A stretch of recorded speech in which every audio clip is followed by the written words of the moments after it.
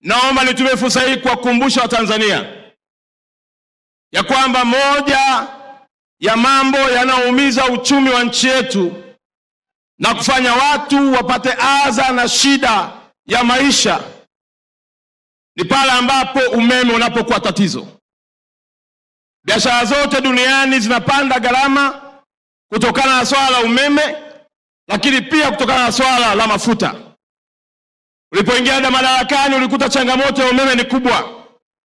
Na changamoto hii iliwaumiza watu wa saluni, iliwaumiza watu wenye hoteli, lakini ilienda kuwaumiza zaidi ya watu wenye viwanda ambao ilifika hatua kwa umeme wa mgao walishindwa kuzalisha na vijana wengi wakapoteza ajira kwa sababu ya kutokuwa na umeme wa uhakika. Daktari Samia, umekuta mradi wa bora Mwalimu Nyerere uko chini ya 30%. Ukafunga mkanda, zaidi ya trilioni 6.5 zimetoka na mitambo yote 9 inafua umeme na Watanzania wamesahau kabisa mgao wa umeme. Lakini sio hivyo tu, umeliwezesha taifa ukiwa mwanamke wa kwanza Rais wa Jamhuri ya Muungano wa Tanzania kuwa na umeme wa uhakika na kufika hatua tumeingia kwenye mpango wa kuuza umeme nje ya Tanzania ikiwepo na nchi ya Zambia. Kazi yako hilo tukuka haiwezi kwenda bure.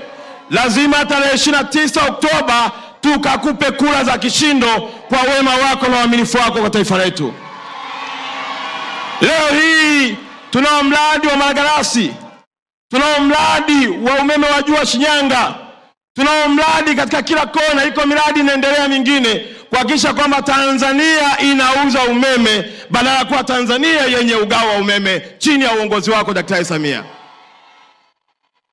Nimekuja kuuliza wananchi wa mkoa wa Mwanza, ndugu zangu na Wasukuma wenzangu, Wahaya, Wajita, Wakuria, makabila yote tulioko hapa, nimekuja kuwauliza kosa la Daktari Samia ni lipi mpaka usinyanyuke kwenda kupiga kura siku ya tarehe 29? Amekosea kuwalipa fidia bilioni 104 wananchi wa jiji la Mwanza katika mradi wa SGR, ndio kosa lake. Kosa lake ni kuhakikisha kwamba Tanzania haiko kwenye ugao wa umeme, kwamba umeme tunao kutosha. Leo hii ukienda saluni kila mtu ananyoa, hana pressure tena wala msusi hangaiki, ndio kosa lake. Kosa lake ni kutujengea meli ya kisasa na imeshaanza majaribio kwenda Kemondo, ndio kosa lake. Kosa lake ni kuhakikisha kwamba daraja la JPM Magufuli linakamilika. Hilo ndio kosa la kuacha kumnyima kula.